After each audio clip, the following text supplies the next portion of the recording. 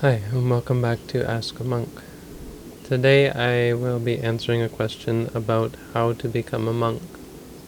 I get this question a lot, and I believe someone recently asked it um, on the Google Moderator page.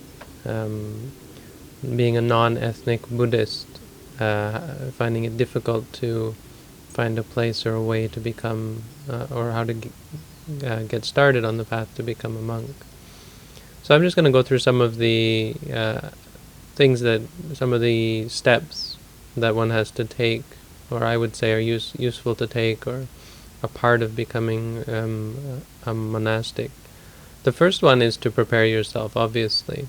A lot of details that you have to take care of, making sure that you're not in debt, making sure that you don't have any unfinished business or bad relationships that are going to come back and haunt you, say with your parents or with your loved ones.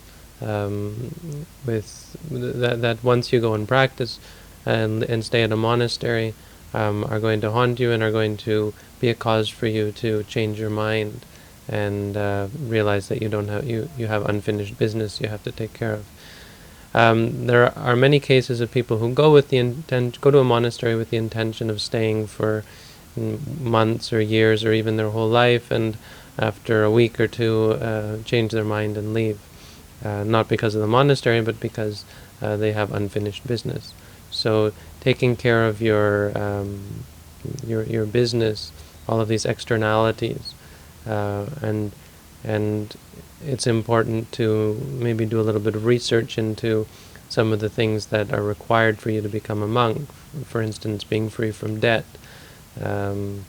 And there are many technicalities that are going to be required if you're going to be accepted as a monk. The other thing is to prepare yourself mentally. So I would never even think about becoming a monk if you haven't started practicing meditation. And it may even be a good idea to go to a meditation course before you think about becoming a monk. On the other hand, it might be a part of you becoming a monk. You go to the monastery, start to meditate, spend some time meditating, and then become a monk. So you don't necessarily have to spend all the time and resources, as long as you're prepared that when you go to the center, you're going to, your intention is to become ordained. The next step is to find a monastery. And so finding a meditation center that is also a monastery where there's the option of ordaining. The whole deal with ethnicity to me is a red herring. I wouldn't worry about your ethnicity and not being this or that ethnicity, because I would say one should avoid monasteries that are culturally based, unless, of course, you happen to belong to that culture. But even then, even if you do belong to the culture, I have some sort of bias against these sort of centers, because they don't tend to teach very pure or deep Buddhism. They tend to have minimal meditation practice and sort of a kind of a mixed understanding of the Buddha's teaching, where they mix it with the culture of their whatever country, and it becomes more of a social gathering or community center, which is good for that culture, but is certainly not good for Buddhist practice, because it tends to lead to ceremonies, celebrations, and a lot of things that are actually antithetical to the practice of the Buddhist teaching. So avoid centers like that. Try to find a meditation center which also happens to be a monastery, rather than the other way around. A monastery which has some mention of meditation. It should be a monastery where one of the first things you read on the homepage, or one of the links on the homepage, is to meditation, and not just meditation, in terms of saying, oh, we do 5-10 minutes of meditation here or there, or we can teach you this. But that they actually have meditation courses or residential stays for meditators, because that is an indication that their emphasis is on meditation rather than ordination, and ordination is seen as an extension of the meditation practice. for the purpose of practicing meditation on the long term. And once you find a place, then it's sort of not much that can be said, because you're going to have to just follow their rules and regulations. Ask them what it's going to take for you to ordain. Make sure that there's the opportunity. Try to be careful of places that say, "Oh well, yes." Try to avoid the question. If you ask, "Can you become a monk, a monastic?" And they avoid the question, saying, come and meditate. It's often a sign that no, they won't let you ordain, but they want you to come and meditate, and they want you to put aside the idea of ordaining. Try to get a positive answer there from the get-go so that you're not disappointed later on. Once you get to the center, don't have any expectations. Once you've got an assurance that, if you practice for such and such a time, they're going to let you ordain, or once they see that your practice is proper, they're going to let you ordain, then just go with it. Try to forget about the future.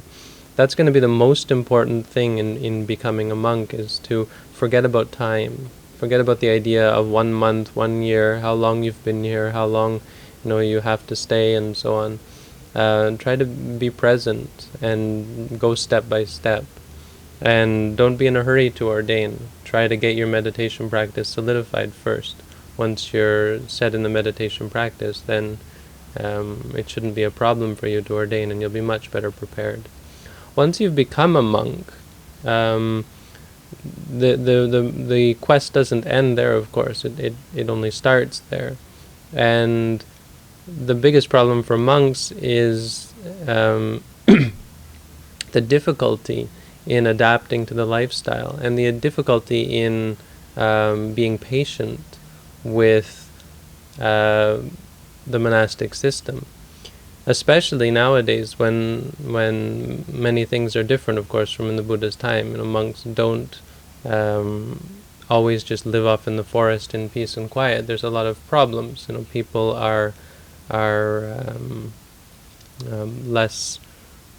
less patient and have shorter attention spans and so on. So you're going to be dealing with all sorts of different kinds of people.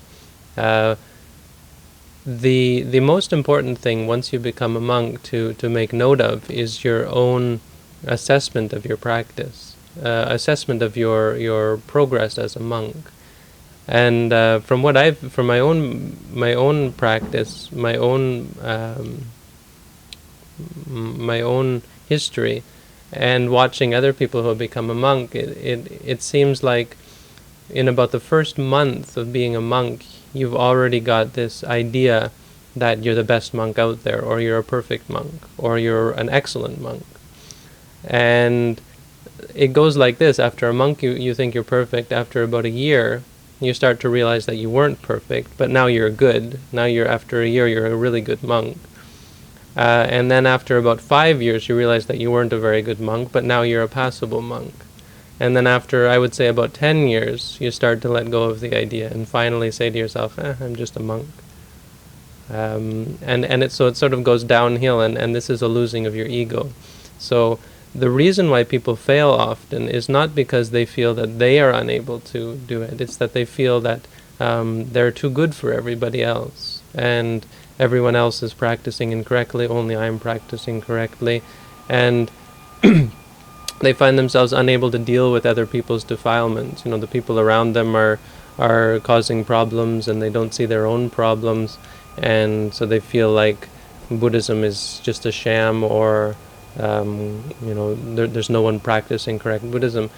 It's very important to be patient and to understand that, yes, the people around us, the other monastics, may not be perfect monks, but, are they trying? And I've seen monks with a lot of problems, and I think what helped me through it and helped me to let go of it was, answering the question, are they really trying? And to see that actually, they are trying, and they're trying to help themselves. They're trying to be better people. You should never discount someone's efforts just because they do and say bad things sometimes. We all get angry, we all get upset, we all have problems, and that's why we're here. We're here to practice. And the other thing about being a monk is keeping to yourself, not getting busy with groups, not getting busy with society, and I think that's one of the big problems that has entered into the monastic life is people like to sit around joking and chatting and talking rather than staying to yourself. A monk ultimately is someone who stays by themselves, and that's what you should keep in mind, that you shouldn't you shouldn't be seeking out groups or seeking out company. You should be seeking out solitude, seeking out quiet for the practice of meditation. And well, that's about it. I hope that's useful for anyone interested in becoming a monk. And if you'd like more detailed information, you're welcome to contact me. I could probably point out a couple of places that I think are still open to the idea of ordaining Westerners. And of course, in the not so distant future, I'll be starting the process here to start up a monastery in the California area. Okay, so thanks for tuning in, and all the best.